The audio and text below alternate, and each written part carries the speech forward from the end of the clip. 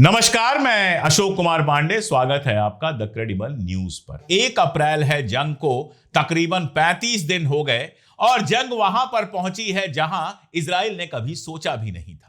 गजा में रोते बिलखते बच्चे, रोती बिलखती माओ की एक्टिंग उतारते थे जो उनके मिमिक्स बनाते थे, मीम्स बनाते थे, तमाशा करते थे। आज हालत यह है कि उनके लोगों की लाशें लौट कर आ रही हैं लेबनान के बॉर्डर से और चारों तरफ चीख पुकार मची है।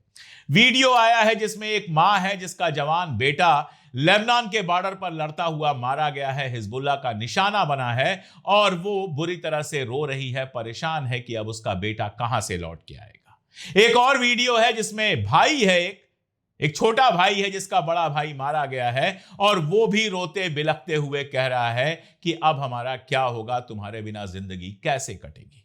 इन लोगों ने शायद तब खुशी मनाई होगी जब गजा में लोग मर रहे थे। जब ईरान में 150 बच्चियां मरी होंगी तो इनके सीने में जरा सा भी दर्द पैदा नहीं हुआ होगा। आयतुल्लाह खामनेई की शहादत के बाद इन्होंने खुशियां मनाई थी, सड़क पर आकर बिल्कुल एंजॉय कर रहे थे। और आश्चर्यजनक बात नहीं है कि 90% से ज्यादा इजरायली ईरान के साथ जंग के फेवर में थे, चाहते थे कि ईरान के साथ जंग हो। ये वो लोग हैं जिनको नेतन्याहू ने समझा लिया था कि हिजबुल्लाह तो पूरी तरह से खत्म हो गया और अमेरिका हमारे साथ है तो 48 घंटे में ईरान को खत्म कर देंगे, फिर तो हमारी मौज ही मौज होगी। इस तरह के नेता आपको पागल कर देते हैं बड़ी बड़ी बातें करके, लेकिन जमीन पर चीजें वही नहीं होती हैं जो भाषणों में कही जाती हैं। जमीन पर इजराइल के अंदर की तबाही देखकर बहुत साफ समझ में आ रहा है कि क्यों इजराइल में अब जंग के खिलाफ प्रदर्शन हो रहे हैं, लगातार एहतजाज हो रहे हैं और क्यों वहां पर जंग को फेवर करने वालों का नंबर लगातार घटता जा रहा है। क्योंकि दूसरों की तबाही में मजा आ रहा था जिन्हें, उन्हें अपनी तबाही अब बर्दाश्त नहीं हो रही है। उनके समझ में नहीं आ रहा है कि उनको तो हमेशा से यह नशा दिया गया था कि इजराइल का कोई कुछ नहीं बिगाड़ सकता, आयरन डोम है, पैट्रियट मिसाइल है, फला है, ढिमका है। और अब हालत यह है कि सारी मिसाइलें खत्म हो चुकी हैं। 80% से ज्यादा ईरानी निशाने सीधे सीधे जाकर निशानों पर लग रहे हैं, मिसाइलें सीधे निशानों पर गिर रही हैं और जबरदस्त तबाही आपको इजराइल के अंदर देखने को मिल रही है। यह तो इनको खैर मनाना चाहिए कि ईरान इनकी तरह बेदिल नहीं है, इनकी तरह पत्थर दिल नहीं है, इसलिए पूरे पूरे ब्लॉक मकानों के गिरते हुए और हजारों सैकड़ों लोग मरते हुए आपको नहीं दिख रहे हैं, क्योंकि ईरान इसमें भरोसा नहीं रखता है। ईरान अभी भी केवल एसेट्स के ऊपर हमला कर रहा है, केवल ऐसी जगहों पर हमला कर रहा है जो आर्मी से, शिनबेट से, मोसाद से या फिर इजराइल की गवर्नमेंट से जुड़ी हुई है। लेकिन ईरान के इस भलमनसाहत का फायदा उठाकर लगातार असैसिनेशन किए हैं इजराइल और अमेरिका की सेनाओं ने, उनके नेताओं को मारा है और इसीलिए अब ईरान ने यह बिल्कुल क्लियर कर दिया है कि असैसिनेशन बर्दाश्त नहीं किए जाएंगे। एक पूरी लिस्ट जारी की है अमेरिका की कंपनियों की, Cisco, HP, Intel, Oracle, MS यानी Microsoft, Apple, Meta, IBM, Dell, Nvidia, Tesla, जी, बोइंग, इसके अलावा भी। और बहुत साफ कहा है कि आई फॉर द आई का मतलब यह है कि आप हमारे एक नेता को मारोगे और हम आपकी एक कंपनी को तबाह कर देंगे। और इजराइल के अंदर कल जो हमले किए गए हैं उसके टेलीकॉम सेक्टर पर भी हमले किए गए हैं। यानी बहुत सीधा सा मामला है कि अब अगर ईरान के नेताओं को मारा जाएगा तो ईरान ने बिल्कुल साफ कर दिया है कि वो सीधे सीधे हमला करेगा इन कंपनियों के हेडक्वार्टर्स पर जो मिडिल ईस्ट में कहीं भी होंगे, चाहे जीसीसी कंट्रीज में हो, चाहे इजराइल में हो, उन पर हमला करेगा और उनको पूरी तरह से तबाह कर देगा। कल जो खबर आई है जिसके बारे में सुबह मैंने थोड़ी बात की थी कि सऊदी अरबिया में एक ऐसे ठिकाने पर हमला किया गया है जहां अमेरिका के सैनिक छुपे हुए थे। बताया जा रहा है कि वहां 200 से ज्यादा सैनिक थे। अब कितने मारे गए हैं यह तो बहुत बाद में पता चलेगा, अमेरिका और इजराइल नंबर सही नहीं देते हैं। लेकिन अगर यह हमला हुआ है, और हमला हुआ है, पक्की बात इसलिए है, मैंने आपको बताया था कि सऊदी अरबिया ने बाकायदा एडवाइजरी जारी की कि अमेरिका के जो नागरिक हैं वो छुप के रहें, दब के रहें। जिस मिडिल ईस्ट में अमेरिका के नागरिक मालिकों की तरह घूमते थे, वहां उनको छुप के और दब के रहना पड़ रहा है। यह है ईरान का असर। दूसरी तरफ आप देखिए, अमेरिका के साथ आने से मैंने बताया था कि सारी यूरोपीय कंट्रीज ने एक एक करके मना कर दिया। पोलैंड ने कह दिया हम पेट्रियाट नहीं देंगे, ब्रिटेन ने कह दिया, वगैरह वगैरह। कई लोगों की शिकायत होती है कि टीसीएच पे जो वीडियो आ चुके हैं वो यहां क्यों आते हैं। इसलिए आते हैं कि यहां भी अलग से देखने वाले बहुत सारे लोग हैं, नंबर 1। दूसरा, हमारे जैसे चैनल्स के ऊपर यह खतरा हमेशा बना होता है कि कल को उन्हें बंद कर दिया जाए। ऐसे में एक बैकअप यहां पर हम क्रिएट करते हैं ताकि वीडियोस दोनों जगह रहें। अगर एक चैनल बंद हो तो भी वीडियो दूसरी जगह पूरी तरह से अवेलेबल हो। हमने ये किया है कि अब जो चैनल दोबारा आएंगे, यानी टीसीएच के चैनल जो टीसीएन पर आएंगे, उनमें शुरुआत में ही हम लिखकर एक पट्टी लगाकर ये आपको बता देंगे कि ये वीडियो टीसीएच पर पहले आ चुका है। उसके बाद अगर आपने देखा है तो आप आराम से चैनल बदल लें, और नहीं देखा है तो आराम से देखें। एक और मजेदार घटना हुई है जिसके बारे में जानना आपके लिए बेहद जरूरी है। इजराइल और फ्रांस के बीच में अपना रिश्ता था। फ्रांस से इजराइल बहुत सारे हथियार खरीदा करता था। इस बार हुआ यह कि अमेरिका से हथियार आने थे इजराइल। फ्रांस ने कह दिया कि हमारे एयर स्पेस से लेकर तुम नहीं जा सकते हो, हम इस जंग में तुम्हारे साथ नहीं है। तुमको हथियार ले जाना है ले जाओ, लेकिन अमेरिका से खरीदे हुए हथियार हमारे आसमान के ऊपर से नहीं जाएंगे। नतीजा यह हुआ, इजराइल को शॉक लगा। इजराइल ने कभी सोचा नहीं था कि यूरोपीय कंट्रीज जो बिल्कुल उसके हिसाब से काम करती थी, उससे इस कदर खफा हो जाएंगी। और यह सबके लिए बड़े आश्चर्य की बात है कि इस जंग में यूरोप की कंट्रीज जिस तरह से खुद को अलग कर रही हैं, ऐसा तो किसी ने सोचा भी नहीं था। तो इजराइल ने बदले में यह कहा कि ठीक है, अब हम आपसे हथियार नहीं खरीदेंगे, मत खरीदो। फ्रांस को हथियार बेचने के लिए मार्केट की कमी नहीं है। हां, इजराइल के पास अब एक ऐसा देश नहीं रहा जिसको वो दोस्त कह सके, और फ्रांस के मैक्रोन ने इस जंग से अपना रिश्ता बिल्कुल अलग कर लिया। इस घटना के बाद इजराइल ने एक और काम किया। फ्रांस के रक्षा मंत्री एलिस रूफो आने वाले थे इजराइल में, उनके आने पर पाबंदी लगा दी। अच्छी बात है, लगा दो पाबंदी। ये तो हो ही रहा है कि सारी दुनिया में तुम अकेले पड़ते जा रहे हो, और जैसे जैसे ये जंगें आगे बढ़ेगी और अकेले पड़ोगे। और उधर ईरान को आप देखिए, रशिया चाइना का जिक्र मैं नहीं करूंगा, बहुत जिक्र हो चुका है। इसके अलावा भी सारी दुनिया में आप देखेंगे उसके लिए समर्थन लगातार बढ़ता जा रहा है। मेरा इनबॉक्स भरा हुआ है ऐसे लोगों के मेल से, आप लोगों के मेल से, जो चाहते हैं कि मैं बताऊं आपको कि आपने ईरान के लिए क्या दिया है।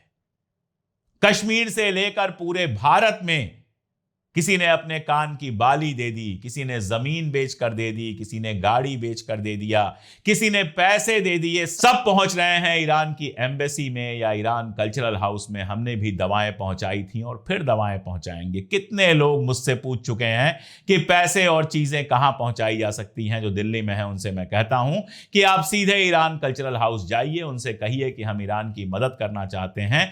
वो आपका पैसा या जो कुछ भी आप देना चाहते हैं उसको बड़ी इज्जत और बड़े एहतराम के साथ एक्सेप्ट करेंगे।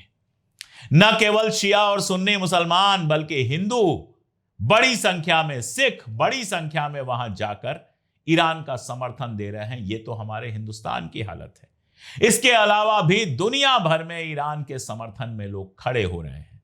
दुनिया भर में लोग यह कह रहे हैं कि ईरान हक के रास्ते पर है। अगल बगल की अगर बात करूं तो सीरिया में एक बड़ा जुलूस निकला ईरान के हक में, जो अहमद अल शरा के लिए बड़ा सरदर्द बन सकता है। इजराइल और अमेरिका का गुलाम अहमद अल शरा, उसके लिए यह बड़ा सरदर्द बन सकता है कि सीरिया के अंदर प्रो ईरान एक्टिविटीज होने लगी हैं, प्रो ईरान संगठन बनने लगे हैं। चेचन्या के बारे में आप जानते हैं, चेचन्या के जो विद्रोही सैनिक हैं उनके बारे में आप जानते हैं, बेहद खतरनाक माने जाते हैं।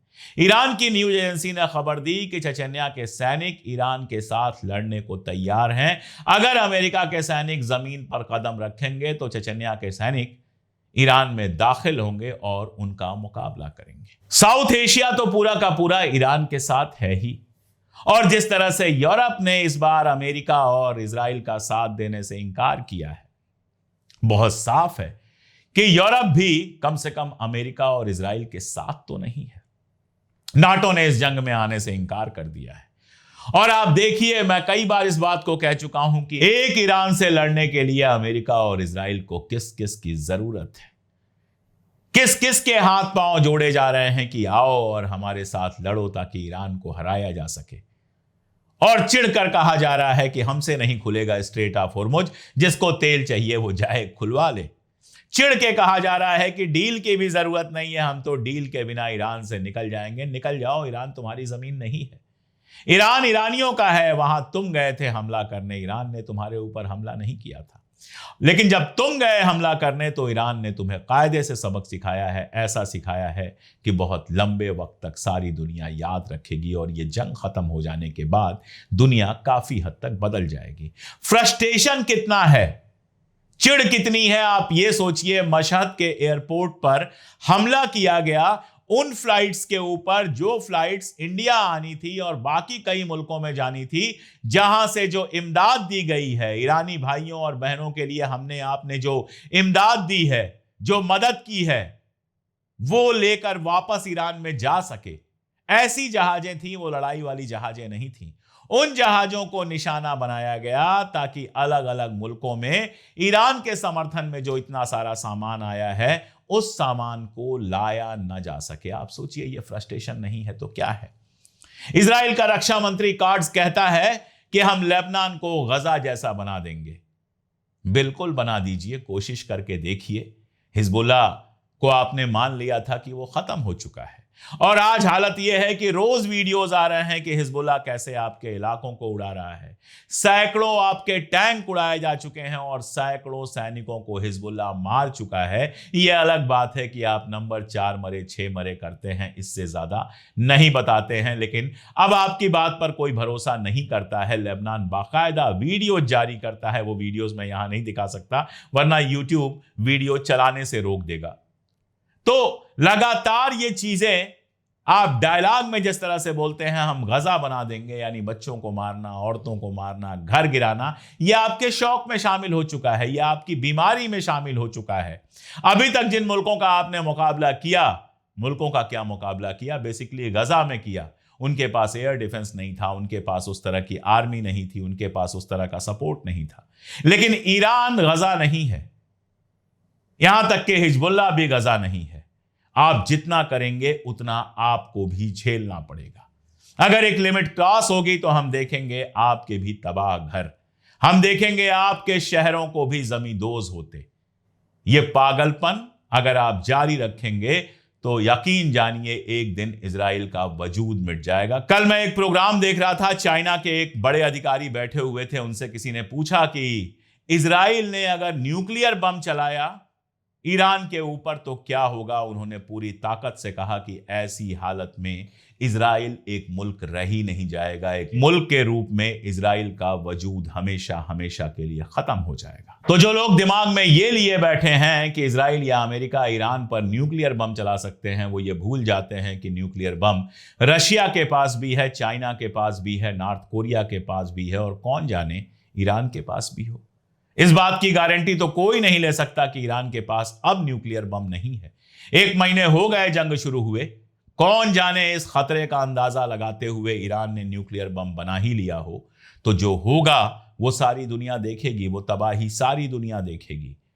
जो बड़े बड़े शोरूम बने हुए हैं अरब मुल्कों के, वो भी उसका परिणाम झेलेंगे, इजराइल की जनता भी झेलेगी, ईरान की जनता तो झेलने के लिए तैयार है। मैं आपको एक वीडियो दिखाता हूं एक ईरानी औरत का। यह तुर्की में रहती थी, तुर्की में रहती थी और वहां मॉडलिंग करती थी। आप समझ सकते हैं कि रजीम की समर्थक शायद ना हो, आप समझ सकते हैं कि यह शायद आयतुल्लाह खामनेई की समर्थक ना हो। और इसने कहा भी कि आयतुल्लाह खामनेई साहब को मेरा समर्थन नहीं था, लेकिन अपने मुल्क को समर्थन है। इसलिए टर्की में जहां वो बिल्कुल सेफली थी, अच्छा खासा पैसा कमा रही थी, अपना मुल्क छोड़कर लौटकर ईरान में आई और इस समय सड़कों पर अपनी जनता के साथ है, अपने लोगों के साथ है और ये कह रही है कि हम ईरान पर किसी मुल्क की जीत नहीं होने देंगे, जब तक जिंदा है तब तक ईरान के लिए लड़ेंगे। इसलिए ईरान को हराने का आज मतलब होगा 9 करोड़ लोगों को हराना, और 9 करोड़ लोगों को हराना इजराइल या अमेरिका के बस की बात नहीं है। आज अमेरिका की भी यही हालत है कि ट्रंप की जो पॉपुलैरिटी है अपने लोवेस्ट लेवल पर है। आज तक अमेरिका के किसी प्रेसिडेंट की पॉपुलैरिटी इतने नीचे नहीं गई जितने नीचे ट्रंप की पॉपुलैरिटी जा चुकी है। अमेरिका की ज्यादातर जनता यह कह रही है कि हम जंग के खिलाफ हैं।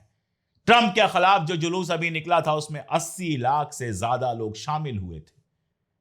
अमेरिका के अंदर लगातार ट्रंप की लोकप्रियता घट रही है और यह सवाल उठ रहे हैं कि आखिर यह जंग क्यों शुरू की गई। यही वजह है कि इंटरव्यूज में वो कह रहा है कि हम जल्दी से बाहर निकल आएंगे, 3-4 हफ्ते में बाहर निकल आएंगे, स्ट्रेट ऑफ हॉर्मुज खुले ना खुले मुझे कोई फर्क नहीं पड़ता है, वगैरह वगैरह वगैरह। हकीकत यह है कि तुम्हें फर्क पड़े या ना पड़े, तुम ये जानते हो कि स्ट्रेट ऑफ हॉर्मुज को खुलवा पाना तुम्हारे बस की बात नहीं है। स्ट्रेट ऑफ हॉर्मुज से जुड़ी एक और बात जाननी चाहिए कि यह सवाल सिर्फ इतना ही नहीं है, सवाल इससे बड़ा है। जितनी भी जहाजें जाती हैं वो सब इंश्योर्ड होती हैं, इंश्योरेंस उनका होता है कि कोई भी दिक्कत आ जाए, जहाजें डूब जाएं वगैरह वगैरह, तो वो पैसा उनको वापस मिल जाएगा। जब से जंग शुरू हुई है इंश्योरेंस कंपनियों ने इंश्योरेंस करना ही छोड़ दिया है। तो जब तक जंग खत्म नहीं होगी नई जहाजें तो आप भेज ही नहीं पाओगे, और उसके बाद भी जहाजें तभी वहां से गुजरेंगी जब ईरान चाहेगा। और ईरान ने साफ कहा है कि स्ट्रेट ऑफ हॉर्मुज खुला है, बंद तो सिर्फ दुश्मनों के लिए है, अमेरिका और इजराइल के लिए बंद है, और अमेरिका और इजराइल के साथ जो मुल्क खड़े हैं उनके लिए बंद है। बाकी की जहाजें अगर वहां से गुजरती हैं तो हमें कहीं कोई दिक्कत नहीं है। जहां तक मिडिल ईस्ट के बाकी कंट्रीज के हालात हैं वो बेहद इंटरेस्टिंग है। यूएई मैंने बताया था कि उसने अपने मुल्क में ईरानी नागरिकों पर बैन लगा दिया है। ईरानी नागरिक अब उसके मुल्क में न रह सकते हैं न आ सकते हैं। तो एक खास तरह का टेंशन तो क्रिएट हुआ है। कुवैत से कल मिसाइलें चली हैं सीधे ईरान के ऊपर, तो अब कुवैत ये नहीं कह सकता कि हमारी जमीन का इस्तेमाल नहीं हुआ है। सऊदी अरबिया के बारे में मैंने आपको बताया। एक मजेदार बात मैंने कल शायद आपको बताई थी कि एक लेटर जारी किया, एक बयान जारी किया सारी जीसीसी कंट्रीज ने कि अल अक्सा मस्जिद को जिस तरह से बंद रखा गया है वो गलत है, और इस पर इजराइल की मजम्मत की। इसके बाद एक और घटना हुई है। इजराइल के प्राइम मिनिस्टर नेतन्याहू जॉर्डन के शाह से मिलना चाहते थे। जॉर्डन के शाह ने इस बिना पर इंकार कर दिया कि अल अक्सा जब तक बंद है तब तक हम इजराइल से कोई मुलाकात नहीं करेंगे। यह तो सामने की बात है, 32 दिनों से अल अक्सा बंद है और अब जाके इनके बयान आ रहे हैं। लेकिन असली बात क्या है? जॉर्डन के शाह जानते हैं कि इस समय इजराइल के साथ दिखना मतलब सीधे ईरान की दुश्मनी और ज्यादा लेना, और उसके बाद यह होगा कि ईरान जॉर्डन को लगातार और निशाना बनाएगा। इसलिए अल अक्सा के बहाने जॉर्डन के शाह इजराइल से मिलने से बच रहे हैं। एक और बात, नेतन्याहू ने बयान दिया था कि जो हमारे दोस्त अरब मुल्क हैं उनके साथ ईरान के खिलाफ मैं एक ग्रुप बना रहा हूं। अब यूएई तो उनका दोस्त है, खुल के है, वो अलग मामला है।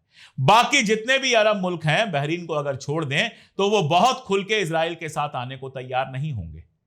इजराइल ये चाहता है कि दुनिया को दिखाए कि देखिए अरब मुल्क हमारे साथ खड़े हैं, क्योंकि और तो कोई उनके साथ खड़ा नहीं है। लेकिन अरब मुल्क जानते हैं कि खुल के इजराइल के साथ खड़े होने का मतलब यह है कि एक तो ईरान की दुश्मनी सीधी लेना और दूसरे अरब जनता की नजरों में भी और ज्यादा गिर जाना। इसीलिए इस समय चाहे जॉर्डन के शाह हो या कोई और हो, सीधे नेतन्याहू के साथ आपको दिखाई नहीं देना चाहते। बहुत सारी खबरें हैं, बहुत सारे बयानात हैं, सब सूत्रों के, सोर्सेज के सहारे होते हैं, जिसमें कहा जा रहा है कि कुवैत, सऊदी अरबिया, यूएई ये अमेरिका से कह रहे हैं कि लगातार ईरान पर हमला करते रहो। ये एक ऐसी खबर है जिसको ना हम डिनाई कर सकते हैं और ना ही कि ये कह सकते हैं कि यह पक्के तौर पर सही है। यह हो भी सकता है और नहीं भी हो सकता है। लेकिन एक बात तय है कि ईरान इन सारी चीजों के लिए तैयार है। कल अल जजीरा पर जब बात कर रहे थे अराक्ची, उनसे पूछा गया कि अगल बगल पड़ोसी देशों से जो आपके रिश्ते खराब हुए हैं, जो भरोसे कम और खत्म हुए हैं, उस पर आपका क्या कहना है? तो उन्होंने कहा कि हम उन्हीं जगहों पर हमला कर रहे हैं जो अमेरिकन एसेट्स हैं या अमेरिकन बेसेस हैं। लेकिन फिर भी हम जानते हैं कि जो नेबर कंट्रीज हैं, हमारे हमसाया जो मुल्क हैं, उनमें हमसे नाराजगी है, हमारा भरोसा कम हुआ है। ये भरोसा वक्त के साथ हासिल कर लिया जाएगा। अभी जरूरी है अमेरिका और इजराइल को जंग में शिकस्त देना। बड़ी बात कही है उन्होंने। जिनको अगल बगल रहना है उनको रिश्ते बनाने पड़ेंगे, लेकिन जब तक जंग चल रही है, बहुत क्लियर है कि अगर ईरान ने अमेरिकन एसेट्स को निशाना नहीं बनाया होता, रडार नहीं उड़ाए होते, बेस नहीं उड़ाए होते, तो आज ये हालत नहीं होती कि इजराइल के पास इतनी मिसाइलें भी नहीं बची हैं कि वो ईरान की मिसाइलों को इंटरसेप्ट कर सके। हूथी, हिजबुल्ला, ईरान तीनों मिलकर जब इजराइल पर हमला कर रहे हैं तो जबरदस्त तबाही और बर्बादी की तस्वीरें आ रही हैं और साफ दिखाई दे रहा है कि ट्रंप इस जंग से पीछे हटने की स्कीम बना रहे हैं, योजना बना रहे हैं, बहाना ढूंढ रहे हैं कि कोई बहाना निकले और हम ईरान से बाहर निकले। हालांकि जब वो ये कहता है तो ये भी दिमाग में रखना चाहिए कि ये एक साजिश हो सकती है बड़े हमले की, लेकिन ये तो तय है कि चाहे साजिश है या हकीकत है, दोनों हाल के लिए ईरान पूरी तरह से तैयार है और ये लड़ाई जितनी लंबी चलेगी इजराइल में तबाही उतनी ज्यादा बढ़ती चली जाएगी। आपको क्या लगता है कमेंट में जरूर बताइएगा। जुड़े रहिए हमारे साथ। आज के लिए इतना ही, बहुत शुक्रिया।